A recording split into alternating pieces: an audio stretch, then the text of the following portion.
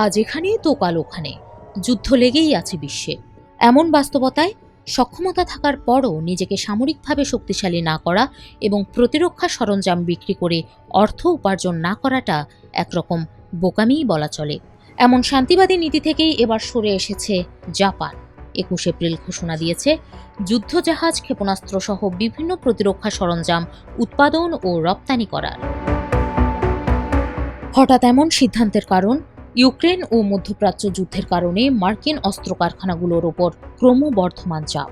তাছাড়া মার্কিন president Donald ট্রাম্পের অধীনে মার্কিন নিরাপত্তা প্রতিশ্রুতির ওপরও ভরসা করতে পারছে না অনেক দেশ, যে কারণে মার্কিন মিত্র দেশগুলো এখন নিজেদের চাহিদা মেটাতে বিকল্প খুঁজছে। সেই বিকল্পই হতে চাইছে জাপান। এতদিন জাপান শুধু উদ্ধার, পরিবহন, সতর্কতা, নজরদারি ও মাইন অপসারণ সংক্রান্ত সরঞ্জাম রপ্তানি করলেও নতুন নিয়মে এই সীমাবদ্ধতা তুলে দেওয়া হয়েছে। ফলে ভারী যুদ্ধ সরঞ্জাম রপ্তানি করতে পারবে দেশটি। সামরিক শক্তি বাড়াতেও ব্যাপক উদ্যোগ নিয়েছে সানাই তাকাইচির সরকার, যার অংশ হিসেবে ক্ষেপণাস্ত্র, স্টেলথ যুদ্ধবিমান ও ড্রোন কিনেছে টোকিও। উদ্দেশ্য চীনের সম্ভাব্য হুমকি মোকাবিলা করা। শুধু তাই নয়, ব্রিটেন ও ইতালির সঙ্গে মিলে যৌথভাবে নতুন প্রজন্মের যুদ্ধবিমান তৈরির পথেও পা বাড়িয়েছে টোকিও।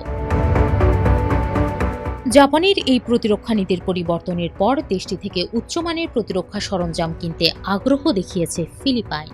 সেই সঙ্গে এই অঞ্চলে চীনের প্রভাব বাড়তে থাকায় ম্যানিলার সঙ্গে নিরাপত্তা সহযোগিতা বাড়িয়েছে টোকিও। এরই মধ্যে দুই দেশের সৈন্য চলাচল সহজ করতে একটি চুক্তি করেছে দুপক্ষ। এছাড়া দক্ষিণ পশ্চিমাঞ্চলের দ্বীপগুলোতে ফার্স্ট আইল্যান্ড চেইন নামে একটি কৌশলগত অঞ্চল গঠন করার পরিকল্পনা করেছে জাপান ও ফিলিপাইন, যা চীনের প্রশান্ত মহাসাগরে প্রবেশকে কঠিন করে তুলতে পারে।